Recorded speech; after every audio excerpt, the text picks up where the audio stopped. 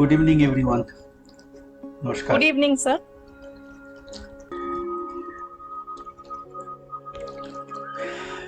आज का सेशन हम लोग आज शुरू करते हैं।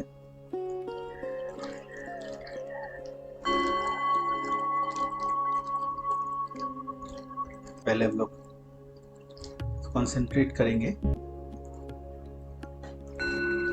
मेडिटेशन प्रैक्टिस के साथ।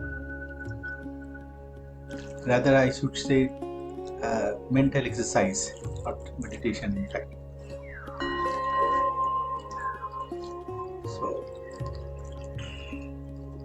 First, we will make some sound meditation. Then we will go for the session.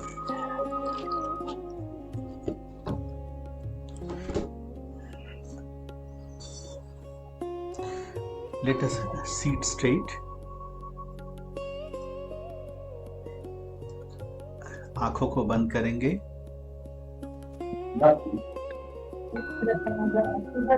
और मन को अपने दोनों आंखों के बीच मन को फोकस करेंगे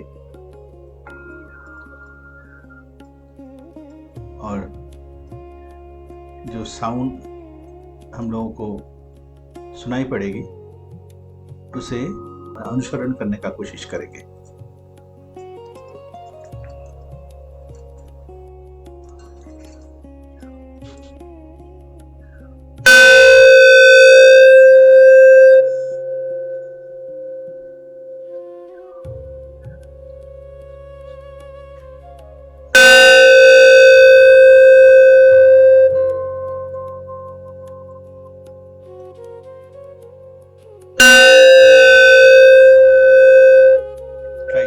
Realize the sound from within.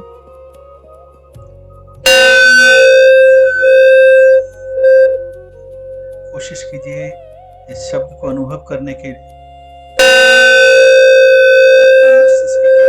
दाहिने तरफ से ये साउंड का वेव जो आ रहा है आपके पास,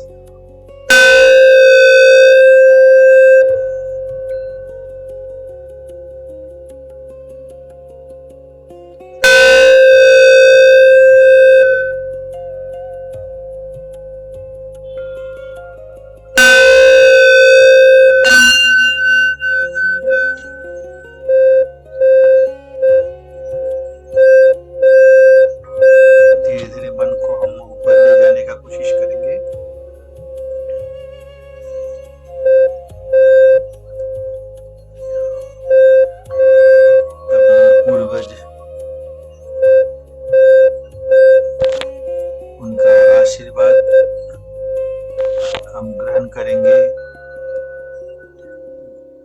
जो मेरे अंदर में जीवित है,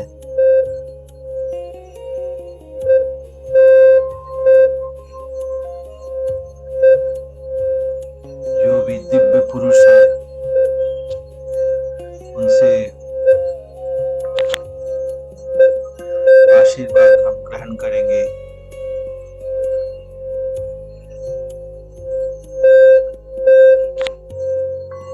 Let us feel lighter and lighter. अपने आप को और हल्का महसूस कर सकते हैं।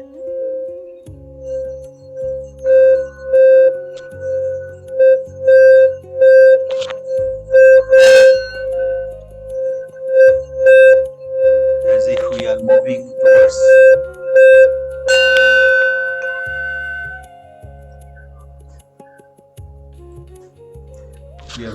towards the light.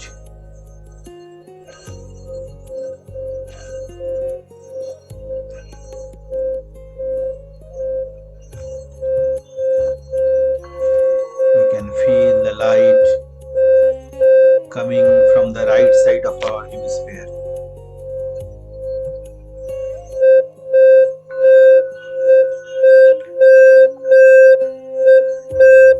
साथ में हम इस पवित्र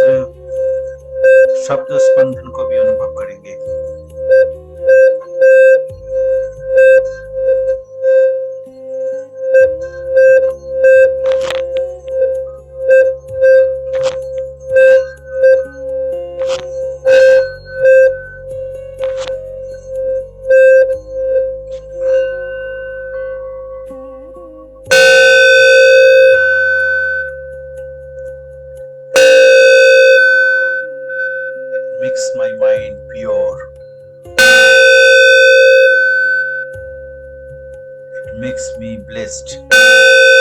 मुझे आशीर्वाद कर रही है।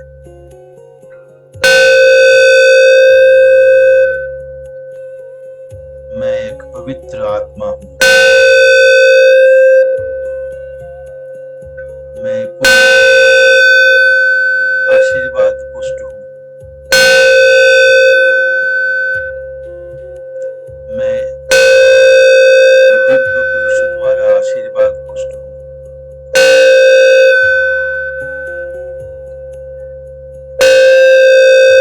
मुझे विशेष उद्देश्य से इस धराधाम में भेजा गया है।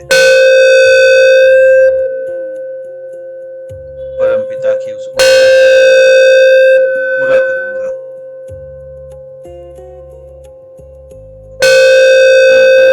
मुक्ति करते हुए मैं मुक्त होऊंगा।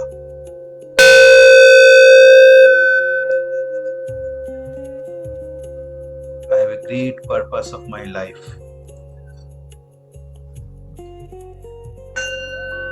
Let us come down, open our eyes. अपने आंखों को खोलेंगे।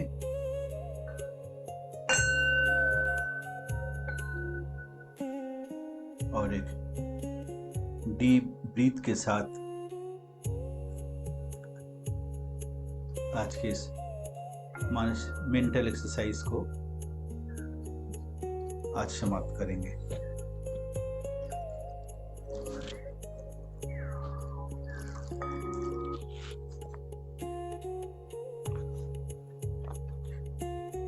अगले कड़ी में जाने के पहले, मेरा जो मूल सेशन है उस तक जाने के पहले मैं इस छोटी सी जो ग्रंथ है उसको मैं पाठ करता हूँ।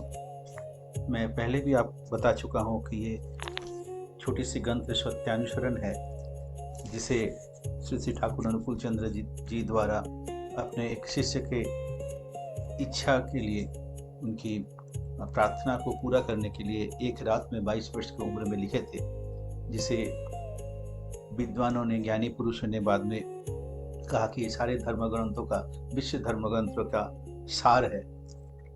तो उस धर्म ग्रंथ के से सत्यानुसरण से इस मेडिटेशन सेशन के बाद, ध्यान के बाद मन हमारा शांत हो चुका है इस ध्यान के पर्व से, और इस शांत मन से इन शब्दों को, इनमें जो कहा गया है वो समझने का थोड़ा कोशिश करता हूँ। एक प्रत्येक लाइन हमारे जीवन के लिए अत्यंत महत्वपूर्ण है, प्रैक्टिकल लाइफ के लिए। मैं पढ़ता हूँ एक स्टैंजर। ये बिल्कुल ही सत्य बात है कि मन में जब ही दूसरे के दोष देखने की प्रवृत्ति आती है, तभी वे दोष तुम्हारे अंदर आकर घर बना लेते हैं।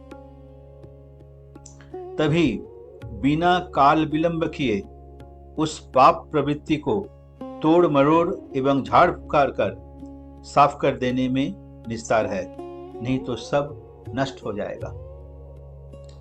तुम्हारी नजर यदि दूसरे के केवल कू ही देखे तो तुम्हें कभी भी किसी को प्यार नहीं कर सकते, और जो सत्य नहीं देख सकता वो कभी भी सत्य नहीं होता।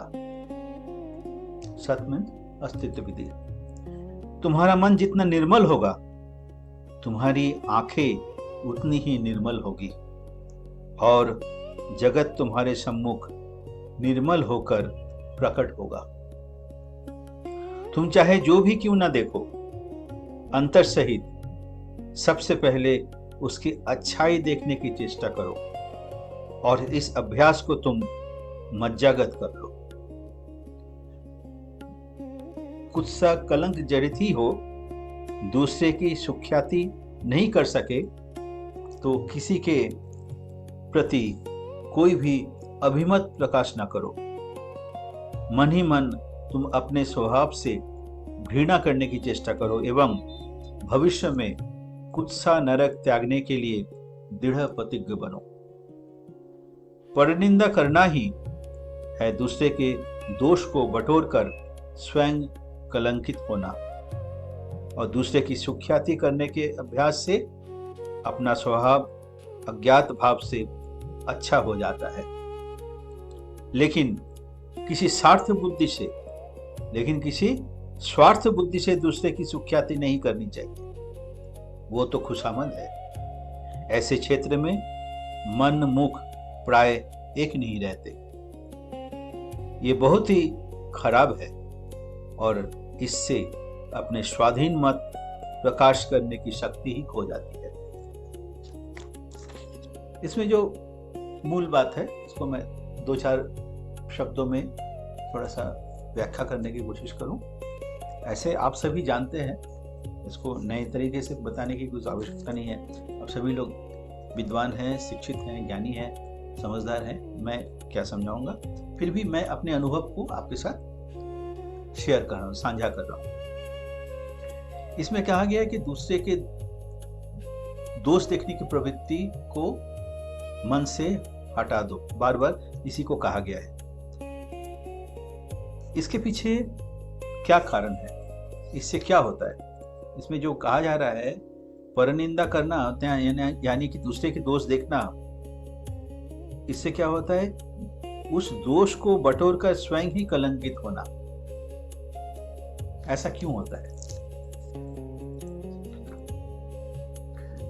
जब हम ये हमारा बाहर के बारे में तो नहीं कहेंगे, भारतीयों के में एक बहुत बड़ा एक रोग है, हम लोगों में भी है, मुझ में भी शायद होगा। ये दूसरे को आलोचना करने की प्रवृत्ति। इसमें 2 बात होती है। एक मन में एक सेटिस्फेक्शन होता है कि वो गलत है तो मैं शायद अच्छा हूं। अपने को अच्छा प्रमाणित करने की इच्छा से ये कभी कभी मन में पैदा हो जाती है कि दूसरे की दोष को ढूंढ के निकालना। ये एक गलत अवधारणा है। और सबसे भयंकर बात है, वो विपज्जनक बात है, वो क्या है? जब हम दूसरे की दोष देखने की प्रवृत्ति मेरे अंदर होती है तो उस दोष का मैं ध्यान करने लगता हूं, दोष के बारे में सोचता हूं, दोष को बार बार मैं रिपीट करता हूं। उसके अंदर ये दोष है, ये दोष है, ये दोष है। उसे दोषी बनाने के लिए या दोषी प्रमाणित करने के लिए, उस दोष की चर्चा करने के लिए, वो दोष को अनुशीलन करने के लिए बार बार मैं मन में उसको दोहराता हूं। उससे होता क्या है कि धीरे धीरे मेरे मन में उसकी जो स्थिति है वो मजबूत होने लगती है। मेरे मन में मतलब मेरे मस्तिष्क में। और मेरे मस्तिष्क में जब किसी दोष प्रवृत्ति को मैं स्थान दे देता हूं गहराई से, तो अनकॉन्शियसली सबकॉन्शियस माइंड में वो मुझे परिचालित करने में अग्रणी भूमिका लेना शुरू कर देती है। यानी कि मैं उसका दोष को चिंता करके, अभ्यास करके, मैं अपने में उस दोष को अपने आप में मैं प्रोत्थित कर दिया हूं, अपने आप में उसको डाल दिया हूं। और इसलिए वो अभ्यास से मैं भी ग्रसित हो गया हूं, मैं जाने अनजाने में ही। और मेरे जीवन के अलग विभिन्न क्षेत्र में जहां मुझे उस दोष को नियंत्रित करने की जरूरत है, मेरे बढ़ोतरी के लिए, मेरे अग्रगति के लिए, मेरे उन्नति शांति के लिए, अनजाने में मैं वो दोष कर डालता हूं, क्योंकि मैंने उसे अपने मन में गहराई से स्थान दे दिया है, उसके दोष को चिंता करते। मैं एक छोटी सी कहानी मुझे याद आ रही है जो इसके साथ थोड़ा सा संबंधित है, उसके बाद मैं मूल विषय पे आऊंगा। और आज के चर्चा के विषय है सफलता का राजमार्ग। तो ये चर्चा के साथ ये घटना जो है वो काफी संबंधित है। ये जो मैं पाठ किया और आज की जो चर्चा का विषय, दोनों के बीच में एक बहुत अच्छा तालमेल बैठा सकता है। मेरे जीवन की एक घटना है। स्कूली मैं जब क्लास में था, पढ़ाने के दौरान ये घटना घटी थी। और वो ठीक कोविड के बाद, आप जानते हैं कोविड के बाद जो 1.5 साल बच्चे लोग घर में रहे, उसके बाद एक साइकोलॉजिकल चेंज उनमें हम लोग दिखे थे। डिसिप्लिनरी एक्टिविटीज या नियम के बाहर जाना, नियम को तोड़ने की प्रवृत्ति, एक बिहेवियरल एक चेंज हम लोगों ने देखा था। इसका बहुत सारा वजह है, बहुत सारा इसमें एक्सपेरिमेंट भी हुआ है, रिसर्च भी हुआ है, उस पर मैं नहीं जाता हूँ, क्योंकि जिस एज में दोस्त के साथ मिलने की ज़रूरत है, लोगों के साथ मिलने की ज़रूरत है, 1-1.5 साल घर में बंद रहना, ये एक बहुत बड़ा मानसिक दुष्प्रभाव उनके उस बच्चों के मन में पड़ा था। तो उसका असर हम लोग, जब स्कूल खुला, जब कोविड के बाद बच्चे लोग स्कूल आने लगे, तब वो असर हम लोग देखते थे। तो एक घटना मेरी इस क्लास में घटी थी। एक दिन मैं पढ़ा रहा था, इस जस्ट कोविड के बाद, क्लास 12 में वो क्लास था। तो एक सीटी मारने की आवाज़ आई पीछे से, लगभग उसमें 12J सेक्शन था संभवतः, और एक सीटी मारने की आवाज़ आई। तो नेचुरली मुझे गुस्सा भी आया कि ऐसा हम कभी उम्मीद भी नहीं किए थे। तो गुस्सा को तुरंत मैं कंट्रोल किया, और वहाँ पे मैं ओपनली बोला कि देखो भाई, तुमने, जिसने whoever has done it, जो भी ये हरकत को किया है, उससे मैं व्यथित हूँ। व्यथित इसलिए नहीं हूँ कि उसने मुझे अपमानित करने का कोशिश किया या मैं अपमानित हुआ हूँ।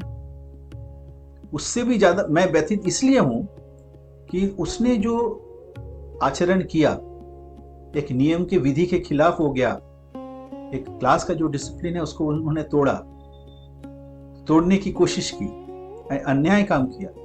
वो अन्याय काम को करने के लिए उसे काफी सोचना पड़ा, और ये अन्याय काम जो उन्होंने किया, उस अपने मन मस्तिष्क में उसको उन्होंने उसका एक बीज को बो दिया। और मैं देख रहा हूं ये बीज जो उन्होंने उस मस्तिष्क के जमीन में बो दिया है, that will gradually become a tree in upcoming days. आज से 5 साल, 10 साल, 20 साल के बाद वो एक वृक्ष बन जाएगा, और वो वृक्ष बन के ये गलत हरकत उसके स्वभाव में, उसके चरित्र में, उसके व्यवहार में, उसके चरित्र में बन के वो एक कैरेक्टर बन जाएगा फिर। और आने वाले दिन में वो जब एक प्रोफेशनल लाइन में रिस्पॉन्सिबिलिटी बोलेगा, व्यावसायिक जीवन में जो जिम्मेदारी की पद में वो जाएगा, बड़े पद में जाएगा, उच्च पद में जाएगा, ज्यादा उस समय ये गलत उसे it may drag him down to the extreme end. वो ये गलती, उस चारित्रिक गलती को जो उन्होंने बोया था, वो वृक्ष बन के बड़ा होके वो उसके जीवन के सफलता के रास्ते से उसे किसी भी समय नीचे गिरा सकता है। ये सोच के मैं दुखित हूं, लेकिन इसका एक समाधान है। अगर इमीडिएटली इस दुख का वो एहसास करे एंड कॉन्फेस, सबके बीच सामने आके कॉन्फेस करके मैंने ये गलती किया है और ऐसा मैं गलती नहीं करूंगा, तो ये गलती का समाधान तुरंत हो सकता है। कम से कम 80% ये गलती का समाधान वो खुद कर सकता है, और बाकी जो 20% बचा वो अपने अभ्यास से उसको सुधारना पड़ेगा। ये सोच के, उसका भविष्य को सोच के मैं दुखी हूं। ये दुखी इसलिए नहीं हूं, उसने मुझे अपमानित करने का कोशिश किया, मैं अपमानित नहीं हुआ हूं। मैं दुखी इसलिए हूं कि वो बाद में जो अपमान वो फेस करेगा, मेरे स्टूडेंट को अपमानित होना पड़ रहा है, ये मेरे लिए कष्ट का बात है। ये बोल के मैं फिर से पढ़ाना शुरू कर दिया। जब पढ़ाने के क्रम में, जब पढ़ाते पढ़ाते 2-3 मिनट जस्ट पास हुआ है, अचानक मेरे पीछे आके किसी ने कहा कि सॉरी सर। ये सॉरी से मैं थोड़ा सा चौंक गया, और पीछे मुड़ के देखा कि वो एक लड़का खड़ा है, बोला I have done it sir, please excuse me. मैं उसके पीठ में करके बोला go to your place, sit down, already you have recovered from the disease, now further you don't repeat it. तुमने अपने जिस रोग को तुमने आमंत्रित किया था, व्यवहारिक रोग को, उससे तुम उभर के आए हो, और जो थोड़ा बहुत बचा हुआ है उसका अपने व्यवहार से, इसको बिना रिपीट किए इसको अभ्यास करो, तो तुम इस बीमारी से मुक्त हो जाओगे। तो ये जो घटना मैं आपको किया, कुछ लोग अभी बाद में आए हैं, उनको वो बाद में रिकॉर्डिंग सुन लेंगे।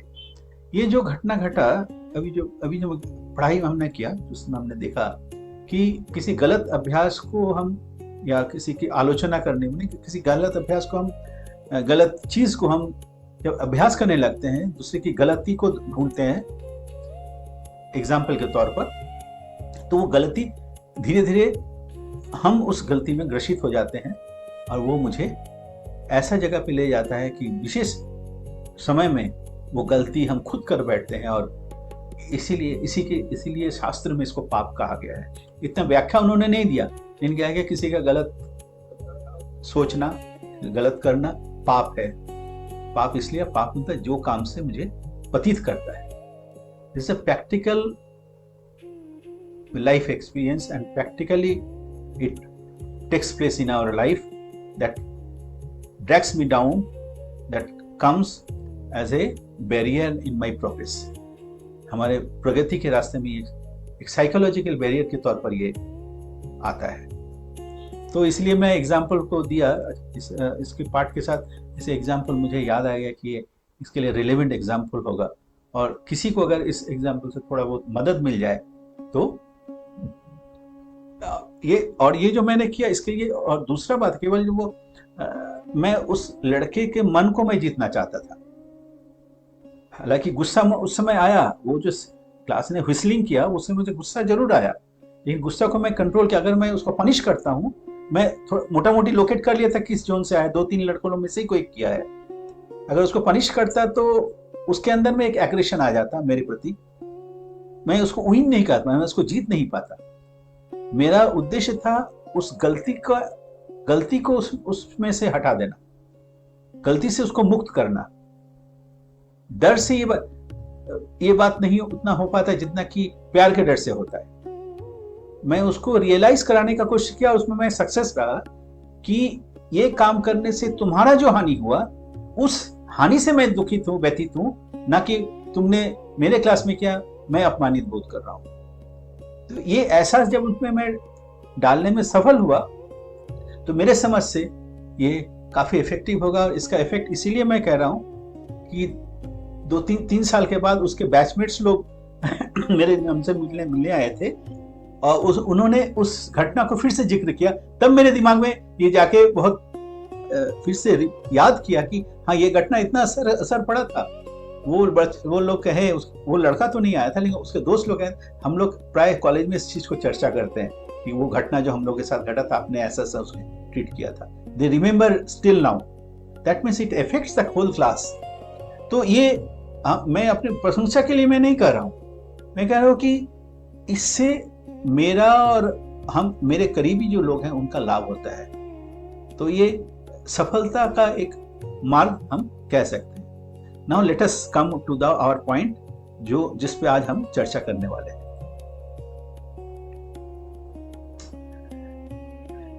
पाथ ऑफ सक्सेस, सफलता प्राप्ति का राजमार्ग। मेरे दोस्त लोग मुझे मैसेज किए थे, फोन में भी बात हुई थी कि डिस्कशन को थोड़ा सा ज़्यादा लंबा नहीं करके थोड़ा शॉर्ट भी किया जाए तो अच्छा रहेगा। तो मैं वही कोशिश करूँगा कि ज़्यादा लंबा मैसेज नहीं करूँ। फर्स्ट पॉइंट क्या है, सफलता का जो मूल रास्ता क्या है, मूल पथ क्या है, मार्ग क्या है। First of all, whatever we are, मैं जो भी हूं वो एक तरफ है।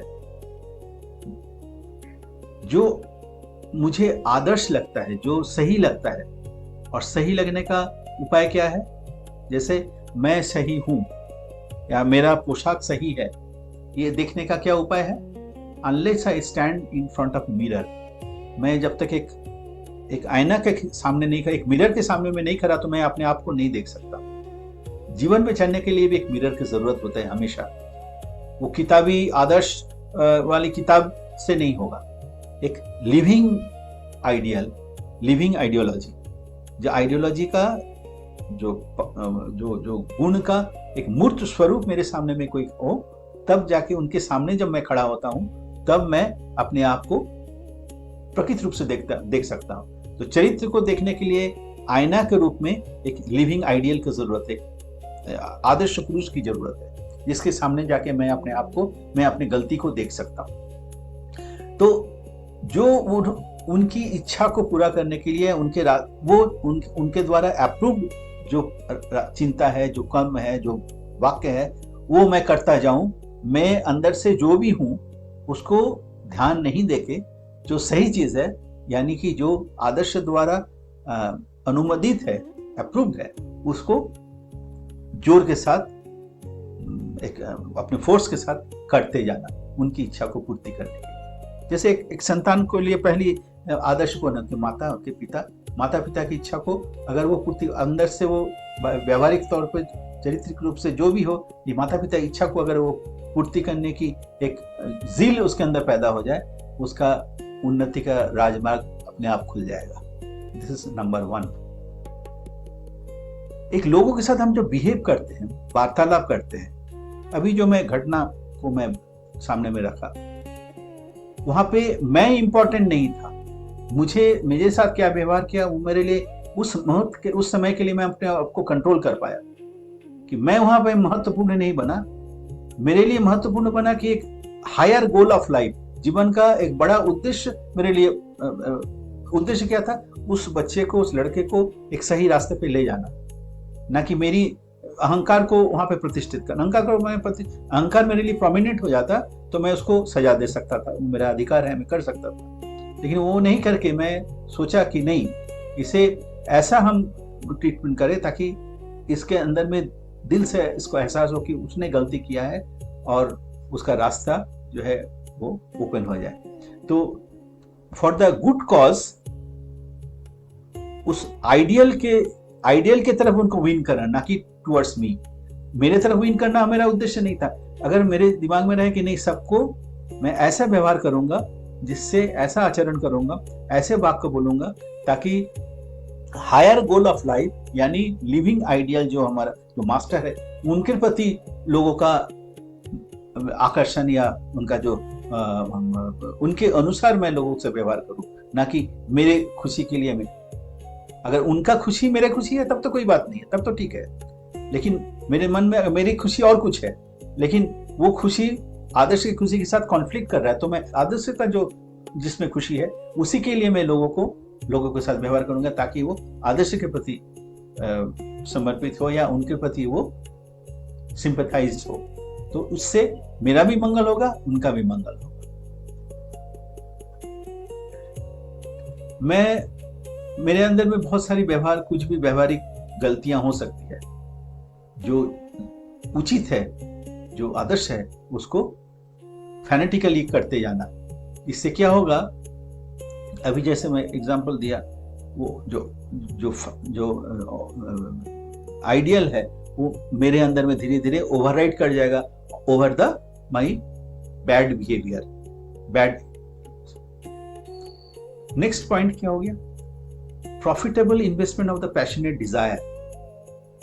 ये बहुत इंपॉर्टेंट बात है, ये साधना का रास्ता है।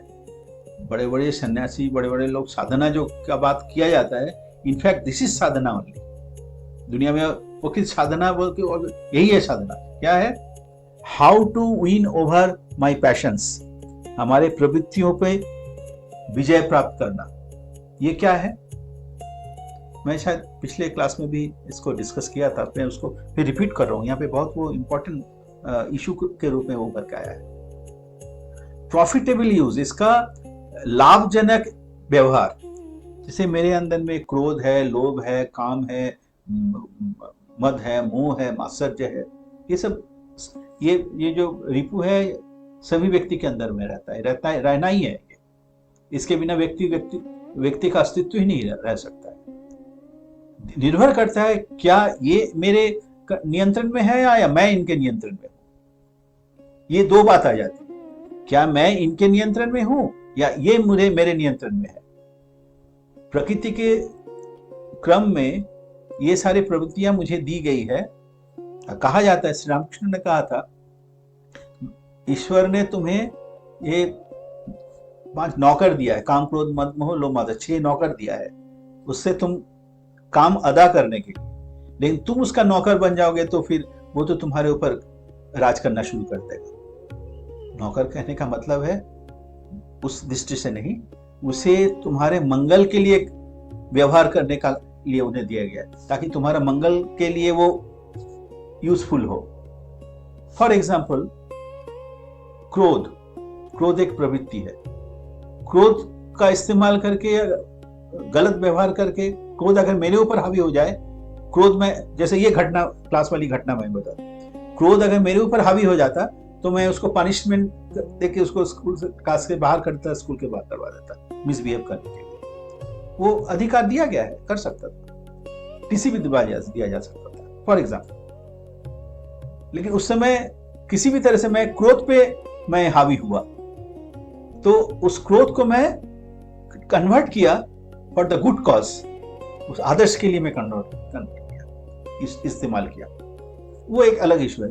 मान लीजिए एक पुलिस को कभी कभी क्रोध करना पड़ता है, वो क्रोध किस लिए, अगर सही पुलिस है, आदर्शवादी पुलिस है, उस क्रोध को इस्तेमाल करेगा उस जो गैर कानूनी काम किया उसको सुधारने के लिए,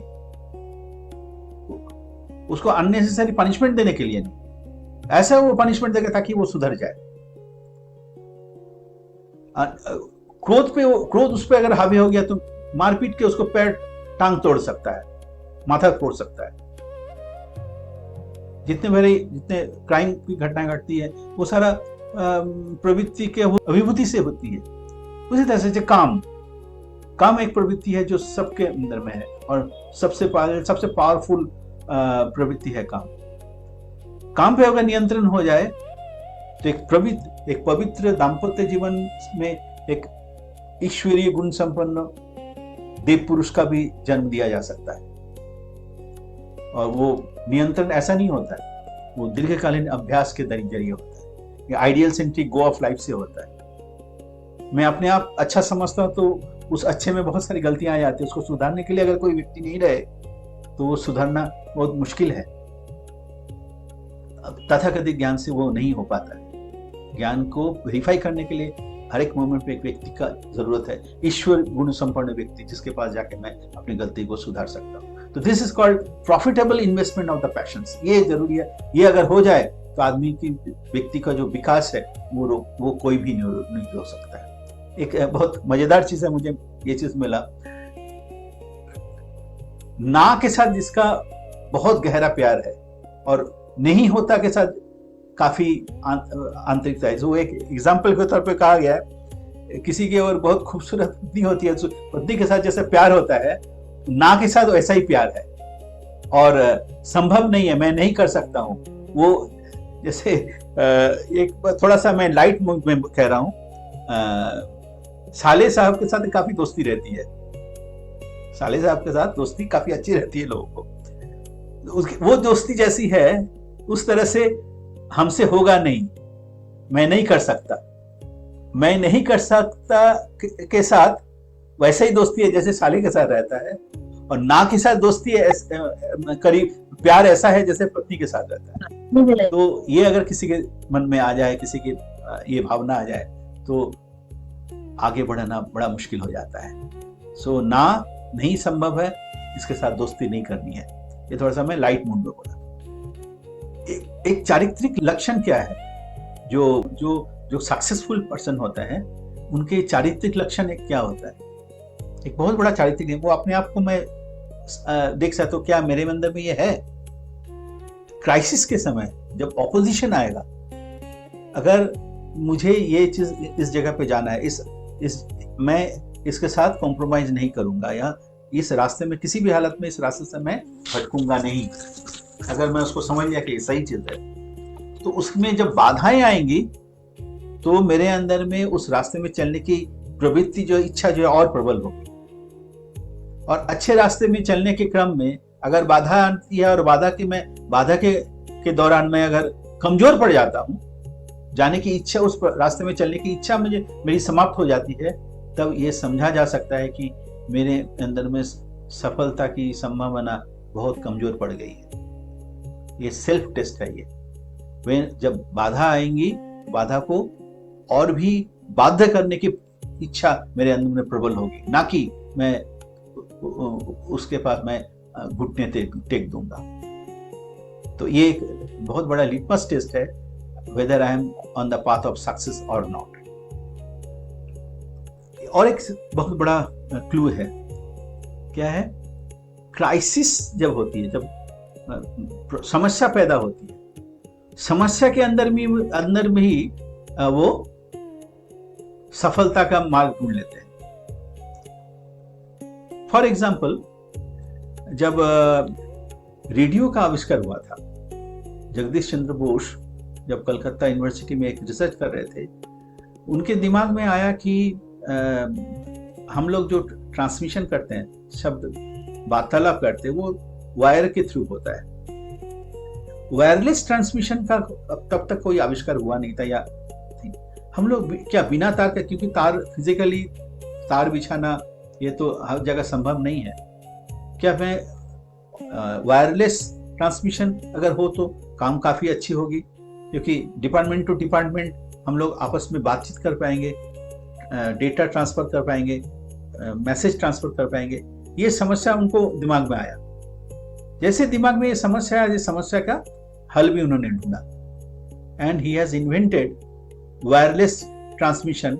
हालांकि डिस्टेंस काफी शॉर्ट था, वो कंपास में ही उन्होंने किया।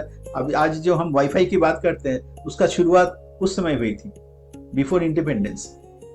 बाद में इटली के जो साइंटिस्ट है, वो मार्कोनी ने इसे, उनको एक्चुअली ये अवार्ड दिया गया कि he has first invented the radio wave.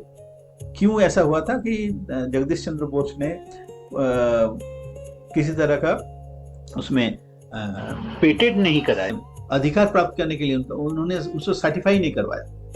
हम लोग कहते हैं, है ना, वो बोले कि नहीं, it should not be for the personal use, it should be, all the inventions must be for the common people. उन्होंने उसमें किसी तरह का ट्रेडमार्क नहीं लगाया, वो ओपन कर दिया गया। और बाद में मार्कोनी ने जब उसको आविष्कार किए, उन्होंने अपने नाम में पेटेंट करवा लिया और उसको उनका नाम पे वो इशू हो गया। हालांकि ये मानती है, रिकॉर्ड में माना जाता है कि जगदीश चंद्र बोस ने पहले इसको, इस विषय को इस ट्रांसमिशन को, वायरलेस ट्रांसमिशन को, लेकिन बात वो नहीं है कौन किसी ने किया, वो बात नहीं। बात है कि जब क्राइसिस में वो सफलता ढूंढने की कोशिश करते हैं। कोविड के दौरान जो लोग मरे जा रहे हैं, हेवी क्राइसिस है, कुछ लोगों ने अपने आप को इन्वॉल्व किया, नहीं, हाउ टू प्रिवेंट दिस, एक बहुत बड़ी सफलता है ये। तो सफलता के पीछे इस तरह का भी एक मोटिवेशन रहता है, how to overcome the crisis. Crisis उनके लिए एक प्रेरणा स्रोत बन जाता है। यही मैं कहना का मतलब ये है, ये किसी भी क्षेत्र में होते, जब क्राइसिस आए तो वो जो सफलता जिसको प्राप्त हो गया, सफल व्यक्ति कभी उसमें आत्मसमर्पण नहीं करते, बल्कि उसमें वो ढूंढते हैं कैसे इसको समाधान करके एक नया रास्ता निकाला जाए, लोगों को और भी सुविधा कैसे दिया जाए, है ना। तो ये एक बहुत बड़ा लिटमस एक टेस्ट है, जिससे हम सफलता का रास्ता में एक बहुत बड़ा एक भूमिका ये अदा करती है। तो फाइंड क्लू इन क्राइसिस। अब मैं एक दो बात को कहूंगा जो बहुत इंपॉर्टेंट है। अगर ये अभ्यास बहुत आसान नहीं है, ये चरित्रगत करना, जब भी मेरे अंदर में कुछ गलत करने की प्रवृत्ति होती है, इमीडिएटली उसे डाइवर्ट कर देना फॉर द गुड कॉज, ये बहुत अभ्यास की जरूरत है। क्योंकि देखिए, जो हमारा डाउनफॉल जो होता है, इसको कभी हम भाग्य कहते हैं, इसको कभी ग्रह दोष कहते हैं, वो सब हम लोग बाद में बात करेंगे, उसके अलग एक चैप्टर। ये एक्चुअली जो होता है, ये सारा जो है अपने व्यवहार के कारण होता है। ऐसा नहीं कि सारी चीज डेस्टिन है। डेस्टिन मतलब मैंने पहले कभी ऐसा कुछ किया था जिसका परिणाम मुझे आज भुगतना पड़ रहा है, ऐसा कोई अभ्यास मैं किया, जैसे वो लड़के को मैंने बताया, तो अगर इसको वो सुधारता नहीं तो ये धीरे धीरे वो विकसित होने लगता है, उसको चरित्र में जाके वो पेनिट्रेट कर जाता, चरित्र को प्रभावित करता। इसलिए हमने पहले कुछ किया है, अनजाने में कुछ गलतियां की है, उस गलती मेरे अंदर में है, वो मुझे एक छुपा हुआ चोर की तरह वो अंदर में क्रिया कर रहा है, और वो कभी कभी मुझे गाइड करता है, गलत करने में बाध्य करता है। अगर उस मिरर के सामने में जाके, आदर्श के सामने में जाके मैं अपनी गलती को पहचान लूं कि नहीं ये गलती है, ये मुझे नहीं करना चाहिए। जब भी वो गलती करने की इच्छा होती है तुरंत उसको डाइवर्ट कर देना पड़ता गुड कॉज। ये बहुत बड़े साधना है, ये बहुत आसान नहीं है, क्योंकि गलती करने में कभी कभी एक अलग तरह का खुशी महसूस होती है। जैसे शरीर में घाव होने से खुजली में एक आराम मिलता है, उस तरह का आराम गलती करने में भी कभी कभी मिलती है। तो उस आराम से लोग बाहर नहीं निकल पाते हैं। तो टेम्पोररी प्लेजर है, टेम्पोररी प्लेजर में को वो उपभोग करना चाहते हैं, sacrificing the long term pleasure. तो उतना पेशेंस नहीं रहता कि इमीडिएट जो आनंद मिल रहा है उसको करो, लॉन्ग टर्म आनंद देखा जाएगा बाद में। तो जब भी ऐसा परिस्थिति आए तुरंत उसको आगे अभ्यास कर लिया जाए तो सफलता उनका साथ कभी नहीं छोड़ेगा। ऑन द वे ऐसा करने में दो बात आ जाती है, इसको हम कह रहे हैं कि गो बिटवीन एंड लिबिडो डिस्टॉर्शन। एक बहुत बड़ा साइकोलॉजिकल डिजीज है। ये दो बिंदु को अगर कोई जीत ले तो दुनिया में कोई भी अवस्था में वो विजय प्राप्त करेगा। ये अननोन, ये बहुत सीक्रेट डिजीज है। क्या है ये? Go between, what is go between, what is libido distortion. ये बहुत जटिल एक साइकोलॉजिकल डिजीज है। उस जटिलता को मैं कितना क्रैक कर पाऊंगा नहीं पता मुझे। गो बिटवीन क्या होता है? इसको द्वंद्व वृत्ति कहा जाता है। जैसे मैं किसी को कमिट किया कुछ करने के लिए, कि मैं बोला कि मैं आज आपसे मिलूंगा, लेकिन कुछ कारणवश मैं मिला नहीं। मेरे अंदर में आज इच्छा हुई कि मैं आज पराग को फोन करूंगा, नहीं मैं किया नहीं। ऐसे करते करते अपने आप के साथ एक दुश्मनी पैदा हो जाती है, मेरे एग्जिस्टेंस के साथ मेरा। एक ऐसा अभ्यास हो जाता है, अभ्यास बन जाता है, ये चरित्र में आ जाता है। कोई भी अच्छा काम करने के, जब भी मैं कोई अच्छा काम करने की इच्छा होगी या जरूरत पड़ेगी, इस तरह की बाधा आके मुझे उस विरोध काम से मुझे विरत कर देगा, मुझे रोक देगा। इसको गो बिटवीन, ये करूं या ये करूं, ये करूं या ठीक। और ये जब अभ्यस्त हो जाता है तब जाके आदमी का चरित्र में हर एक काम में ये आके इस तरह से बाधा पैदा हो जाती है। फॉर एग्जाम्पल, मैं एक छोटा सा उदाहरण दे रहा हूं। मैं रास्ते से गुजर रहा हूं, किसी के घर में मैं देखा कि उसके बागीचा के अंदर एक बकरी घुस के बगीचा का पेड़ खा जा रहा है। मैं थोड़ा सा छोड़ो ना, क्या उसके बगीचा में है वो समझे, मैं क्यों करूं? हालांकि वो गलती है। रास्ते में चल रहा हूं, देख रहे नल खुला हुआ है, पानी बहता जा रहा है, छोड़ो ना, मुझे क्या पड़ा है, यहाँ के जो लोग है वो कर लेंगे, बोल के मैं निकल गया। मेरी इच्छा मुझे लगा कि वो करनी चाहिए, लेकिन मैं किया नहीं। इच्छा हुई करने की। ऐसे करते करते एक दिन ऐसा होगा कि मुझे दवा खाने के, घर के लिए, माता पिता के लिए दवा लाना जरूरी है, बहुत इंपॉर्टेंट है, लाइफ थ्रेटिंग हो जाएगा।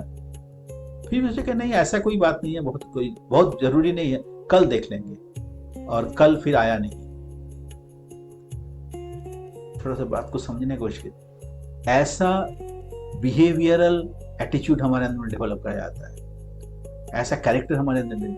Great psychological disease, mental disease. ऐसे छोटे, जैसे मैं किसी को कमिट किया कि मैं आपको वो चीज पहुंचा दूंगा, मैं, लेकिन दिया नहीं। हम प्राय करते हैं। मैं सोचा कि ये पैसा मैं जो रखा हूं इस काम के लिए रखा हूं। ये तो हमारे साथ, हम लोगों के साथ प्राय होता है। कुछ पैसा को मैं निकाल के रखा हूं कि घर का काम है, परसों दिन वो आएगा, मिस्त्री को मुझे पैसा देना है। या किसी ने मुझे ये पैसा रखने के लिए कहा कि आप ये रख दीजिए, 1 महीने के बाद आपसे मैं आके ले लूंगा। तो वो हमने मेरे पास पैसा रख दिया। अब मुझे अचानक जरूरत पड़ी, मैं सोचा कि ठीक है, वो 1 महीने के बाद, 1 महीने तक जुगाड़ तो हो जाएगा, मैं उसको इस्तेमाल कर लूँ दूसरे अपने काम के लिए, बाद में मैं वहां रख दूंगा, पैसा उनको दे दूंगा। नहीं, ऐसा करने से जो हमारा जो गो बिटवीन जो बीमारी है, ऐसा ग्रसित हो जाएगा के दौरान वो बाधा के रूप में आ जाएगा। इससे लिबिडो डिस्टॉर्शन भी एक तरह का वही है। क्या है लिबिडो डिस्टॉर्शन? अभी जो सेकंड एग्जांपल दिया वो लिबिडो डिस्टॉर्शन का है। जैसे मैं कुछ प्राप्त करना चाहता हूँ, ये इसको थोड़ा सा अपने लाइफ में मिला के दीजिए। कभी ना कभी ये घटना मेरे साथ छोटे पैमाने पे हो, बड़े पैमाने पर घटा, क्योंकि ये दोनों बहुत बहुत इंपॉर्टेंट है। लिबिडो जैसे मैं किसी को प्राप्त करने की इच्छा है मेरे अंदर में, मैं उसे पाना है, तो पाने के लिए मुझे काम करना पड़ेगा, उस हिसाब से मेरी योग्यता बढ़ानी पड़ेगी। मेरे अंदर में वो योग्यता नहीं है वो प्राप्त करने का, तो क्या हमने क्या किया, मेरे अंदर में वो योग्यता नहीं है उसे प्राप्ति का, तो जब देखा कि हमसे ये होगा ही नहीं, तब मैं एक बिहेवियर ऑफ रिफ्यूजल टाइप का, अरे ठीक है, जैसे बोलते हैं ना ग्रेप्स आर सावर, मैं फल को तोड़ नहीं पाया, अंगूर को तोड़ नहीं पाया, सियाल बोला अरे वो तो खट्टा था, अंगूर खट्टा था।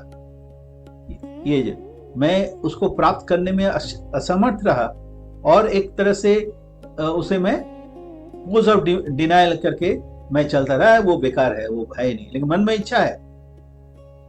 ये जो इच्छा और व्यवहार दोनों में जो एक संघर्ष अपने अंदर में पैदा कर दिया, ये धीरे धीरे मेरे कोई भी इच्छा को मैं कार्य में रूपायित नहीं कर पाऊंगा। एक आदमी के बड़े होने के पीछे क्या वजह है? Unless I am attached to the higher goal of life, जीवन में एक बड़ा उद्देश्य के लिए, जिसको कहता है कि हायर लिबिडो कहता है, डिटेल्स डिस्कशन हो जाएगा उसमें, उतना हम डीपली हम नहीं जाना चाह रहे। एक व्यक्ति के उन्नति के पीछे एक कॉमन फैक्टर काम करता है, how far I am attached to the higher goal of life, rather higher ideal of life, जिसके मार्गदर्शन में मैं जो भी जगह, जिस जगह हम जाना चाहते हैं उसमें अच्छी उसको यूजफुली, मीनिंगफुली मैं प्राप्त कर सकूं, निगेटिवली नहीं, पॉजिटिवली उसे प्राप्त कर सकूं, ताकि उससे मेरा और मेरे परिवेश का मंगल हो। ये हर एक काम के पीछे ही मोटिव रहना चाहिए, ये होता है। तो ये जो higher attachment to the higher goal of life, attachment को तोड़ देता है। अगर जीवन में किसी का हायर अटैचमेंट टूट जाए, उसका उन्नति कभी भी संभव नहीं है, कभी भी संभव नहीं है। हजार पैसा कमा के भी वो सुखी नहीं रह सकता है। ये साइकोलॉजिकल डिजीज आसानी से ऊपर से दिखता नहीं है, बिकॉज वो पोज ऐसे करके चलेगा कि बहुत उस तरह का इच्छा उनके अंदर में था ही नहीं, हमेशा डुअल कैरेक्टर लेके वो चलेगा। That dual character makes the motor sensory coordination, breaks the motor sensory coordination. हम जो काम करते हैं, बाहर से प्रेरणा मिलती है, मस्तिष्क में आता है, और वहां से निर्देश मुझे मिलता है, उस हिसाब से मैं एक्शन करता हूं।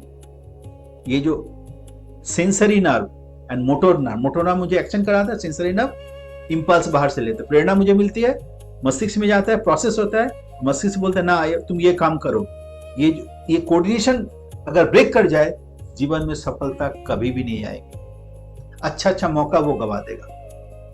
हमारे जीवन में छोटे पैमाने पे हो, बड़े पैमाने पे कहीं ना कहीं ऐसा घटना जरूर घटा है, and that is the cause of all sorrows. ये सौरों को हम खुद आमंत्रित करते हैं। ये अगर ईश्वर के, पिछले बार में हमने कहा था, ईश्वर माने विधि, इस विधि, ये सारा नेचुरल लॉ है। नेचुरल लॉ को हम जान पाते हैं थ्रू द मैसेंजर, जो ईश्वर के प्रेरित पुरुष है, उनके मास्टर के पास जाके ये सब हम लोग सीखते हैं। तो ये तो इतना सीक्रेट चीज है, बड़े बड़े साइकोलॉजिस्ट को भी इतना ठीक से शायद पता नहीं चल पाया होगा। जो हमारे ऋषियों ने आविष्कार किए थे, वो केवल विधि दे गए थे, उस कारण को एक्सप्लेनेशन नहीं किया था। हम लोगों ने इसको रिसर्च करके इस कारण को हम लोगों ने निकाला है, और इसमें हमको बहुत मदद मिला है अनुकूल चंद्र जी का। ये जो परंपरा को उन्होंने नए ढंग से हमारे सामने रखे हैं, और इसको हमने इसीलिए उसको रिसर्च करके लोगों के सामने में लाने का ये प्रयास है। इसी को हम कह रहे हैं मैन मेकिंग मिशन। ये मोटर सेंसरी कोऑर्डिनेशन अगर स्ट्रांग नहीं होगा, ये गो बिटवीन लिबिडो डिस्ट्रेक्शन अगर बैलेंस नहीं होगा, इसको कंट्रोल नहीं होगा, तो ये कोऑर्डिनेशन ब्रेक कर जाएगा, and that is the cause of all sorrows. और भी एक दो पॉइंट है जो मैं चर्चा करना चाहूंगा, और 2-3 मिनट में इसको मैं समाप्त करूंगा। अनएम्प्लॉयमेंट, जो हम लोग बेरोजगारी की समस्या की बात करते हैं, एक छोटा सा इसका उदाहरण है, मैंने समाधान का रास्ता है। कोई भी व्यक्ति अपने स्तर पे इससे उभर के आ सकता है। हम लोग कर नहीं पाते, मैं भी शायद नहीं कर पाया हूं। क्या है?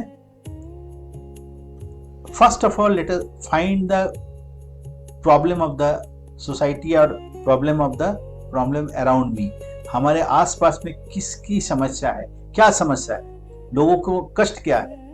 नंबर 1, हमारे अंदर में कौन सा स्किल है। हमारा स्किल उस समस्या को कहां तक पूरा कर सकता है। ये दोनों को जब हम एक जगह ला पाएंगे, कोई भी अनएम्प्लॉयमेंट नहीं रहेगा। और मैं बता देता हूं, हर एक व्यक्ति के अंदर कुछ ऐसा स्पेसिफिक स्किल है, ईश्वर बोलिए या विधि के विधान बोलिए, स्पेसिफिक स्किल है जो दुनिया में और किसी के पास नहीं है। क्योंकि हम आप दुनिया में एक ही हैं, मेरे जैसा दूसरा कोई भी नहीं है। You are the unique, absolutely unique in the world. तो आपके अंदर में जो वैशिष्ट्य है, मेरे अंदर जो वैशिष्ट्य है, वो केवल मेरे ही अंदर में है, and I am made for that. तो उसको निजात हम कैसे कर पाएंगे? मैं क्या हूं, उसको निजात मैं कैसे कर पाऊंगा? पिछले चैप्टर में हमने हु एम आई, उसमें हमने डिस्कस किया था। तो ये जो स्किल को मैं देख सकता हूं कैसे, व्हाट इज द क्राइसिस, समाज में क्या, मेरे आसपास में क्या समस्या है, और उस समस्या को एड्रेस करने के लिए मेरे अंदर में क्या स्किल है। छोटी पैमाने को एक माचिस का तीली बनाना, ये भी एक बहुत बड़ा कला है, एग्जाम्पल के तौर पर बता रहा हूं। तो कौन सा चीज को कहां से, बड़े बड़े जो इंडस्ट्रियलिस्ट बने हैं या दुनिया भर में जो बड़े बड़े प्रतिष्ठित व्यवसायी बने हैं, सब लोग इसी फॉर्मूला को यूज किया है। एकदम छोटे पिन पॉइंट से उन्होंने शुरू किया। आज हम बिल गेट्स की बात कर रहे हैं, उनका जीवन कहां से शुरू हुआ था? सिंपल ग्रेजुएट, वो सॉफ्टवेयर जो डेवलप किया, ऑपरेटिंग सिस्टम डेवलप किए, एकदम बेसिक लेवल से किया, स्कूली लेवल से उन्होंने शुरू किया था। उन्होंने एक नया आइडिया उन्होंने दिया सॉफ्टवेयर में, वो उसका जरूरत थी और उस जरूरत को उन्होंने पूरा किया। उसके अंदर में सॉफ्टवेयर स्किल था, स्किल को उन्होंने अप्लाई किया और एक वर्ल्ड का बेस्ट, वर्ल्ड का टॉप मोस्ट सर्विस प्रोवाइडर वो हो गए सॉफ्टवेयर की इंडस्ट्री में। तो ऐसा कोई भी आविष्कार ऐसा ही होता है। तो हम उस लेवल पे हम नहीं कह रहे हैं, लेकिन कम से कम अपने भरण पोषण के जो बेकारी है, बेकारत्व है, अनएम्प्लॉयमेंट है, इस तरह से हम लोग उसको समाधान कर सकते हैं। और बिजनेस का कुछ रूल्स है, वो मैं जल्दी से बता दूं। if you want to be a true successful businessman, few things we have to do.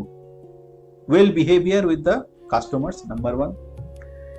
Income and expenditure का रेगुलरिटी मेंटेन करना, उसका रिकॉर्ड मेंटेन करना, कितना इनकम हुआ, कितना एक्सपेंडिचर हुआ। अपने से दूसरे को निर्भर नहीं कर, अपने से उस व्यवसाय को समझना एवं उसमें डायरेक्ट ऑब्जर्वेशन अपना रखना।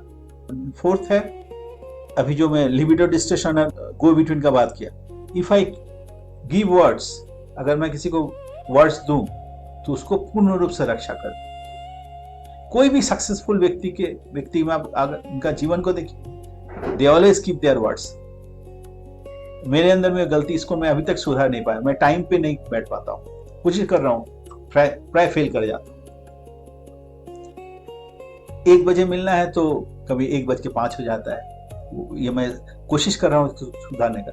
ठीक, कभी भी हो, कभी भी फिर गलती हो जाती है। तो मैं बहुत अफसोस करता हूँ कि मैं खुद इस चीज को समझ रहा हूँ, फिर भी मैं गलती कर रहा हूँ। मैं 1 बजे बोला तो 1 बजे के पहले मैं पहुंचूंगा, लेकिन 1 बजे 2 मिनट में नहीं पहुंचूंगा। ये अगर अभ्यास हो जाए तो बिजनेस बोलिए, सक्सेस इन लाइफ बोलिए, कभी भी बाधा नहीं आएगी। और 5th पॉइंट वेरी इंपॉर्टेंट है, 25%, 1/4 of the income must be reinvested into the principal। ये 5 पॉइंट है कोई भी बिजनेस करने के लिए या कोई भी व्यवसाय करने के लिए प्रोफेशनल लाइफ में ये जरूरत। और last and not the list, very important, आदमी का जो, व्यक्ति का जो सफलता होती है, दो तरीके से होती है, सब बहुत इंपॉर्टेंट है। एक है जेलसी से भी लोग बड़े होते हैं, एक है हायर आइडियल पे अट्रैक्ट होकर करते हैं। जेलसी पे होगा, घृणा से जो बड़ा होता है उसका बड़ापन ज्यादा दीर्घ स्थायी नहीं होता है। घृणा से या किसी को परास्त करके बड़े होने की इच्छा, किसी को हीन भावना से बड़े होने की इच्छा, कॉम्प्लेक्स ऑब्सेशन होके बड़े होने की इच्छा, इंफिनिटी कॉम्प्लेक्स से बड़े होने की इच्छा, ऐसा भी इच्छा बड़े लोग बड़ा होता है, सक्सेसफुल होते हैं, but that success does not remain for long time. वो सक्सेस ना दीर्घकालीन लोगों को सेवा नहीं दे पाता है, और जब सेवा वो नहीं दे पाता है, वो अपने आप वो खुद क्राइसिस के अंदर फिर से गिर जाता है, क्योंकि जो अच्छा करने की इच्छा से वो अच्छा नहीं हुआ है, किसी को हानि पहुंचाने की इच्छा से अच्छा हुआ है। आप जैसे फॉर एग्जांपल हिटलर बहुत पावरफुल था, दुनिया को हिला दिया था, बहुत ब्रेव पर्सन था, लेकिन उनके अंदर में एक डीप इंफिनिटी कॉम्प्लेक्स था। सबको खत्म करके दुश्मन को रगड़ के मैं बड़ा होऊंगा। दुश्मन खुद ही पैदा किया था, वो खुद मन में ये सारा मेरा दुश्मन है। सबको, इन लोगों को मार के मैं बड़ा हूं। ये इंफिनिटी कॉम्प्लेक्स से बड़ा होने की इच्छा, घृणा से दूसरे को परास्त करके बड़े होने की ये इच्छा स्थायी नहीं होती। बहुत बड़ा साम्राज्य, बहुत क्षमता उनको प्राप्त हुई, लेकिन वो खुद सेल्फ डिस्ट्रक्शन का कारण बन गए। लेकिन जो हायर आइडियल के लिए काम करते हैं, अब देखिए अर्जुन ने श्री कृष्ण के लिए काम किया, विवेकानंद ने श्री रामकृष्ण के लिए काम किया, या कोई भी हो, जमशेदजी टाटा इतना बड़ा इंडस्ट्रियलिस्ट, इंडिया का बिगेस्ट इंडस्ट्रियलिस्ट बने रहे, वो कहाँ से काम किया? वो उनके पास शुरू में ज्यादा कुछ आइडिया था, कुछ पैसे थे, उनको उन्होंने लगा कि नहीं, देश की उन्नति के लिए मैं काम करूंगा, एक that is a good cause, higher goal of life. अब देखिए उनको कहाँ तक वो ले गया है। तो यही है, जेलसी से बड़ा होना और उच्च आदर्श के प्रति प्यार से बड़ा होना। ये अगर हम दोनों में ध्यान अगर दे, तो हम अपने बच्चों को, अपने छात्रों को, अपने जो जूनियर्स हैं उनको हम इन सारी चीज़ों को अगर बताएंगे, तो इससे ना मेरा लाभ होगा, मेरे अपने प्रियजन हैं उनका लाभ होगा, और इनके माध्यम से हमारा परिवार, हमारा वंश, हमारा समाज, हमारा राष्ट्र और दुनिया के मानवता की लाभ होगी। ये करके आज के चर्चा को समाप्त करता हूँ। अगर कोई सवाल है आप पूछ सकते हैं, नहीं तो फिर आप मैसेज के माध्यम से सवाल पूछ सकते हैं। अगले दिन हम लोग फिर मिलेंगे। अगला जो चर्चा है, मन की खोज, ये एक बहुत इंपॉर्टेंट डिस्कशन होगा। What is mind? मन क्या है, कहाँ से मन क्या क्या क्या है, मन का प्रवाह कैसे चलता है, सपना कैसे आता है, उसका क्या मतलब है, हम गलती क्यों करते हैं, कैसे मन में हम विजय प्राप्त करें, मन को हम जानेंगे कैसे, क्या साइकोलॉजी है, इसको हम लोग आधे घंटे में या 40 मिनट में इसको हम लोग कवर करने का कोशिश करेंगे। बहुत इंटरेस्टिंग, मेरे लिए बहुत इंटरेस्टिंग चैप्टर है वो भी। तो आज हम यही समाप्त करते हैं। Thank you very much. नमस्कार। Thank you sir. Thank you sir.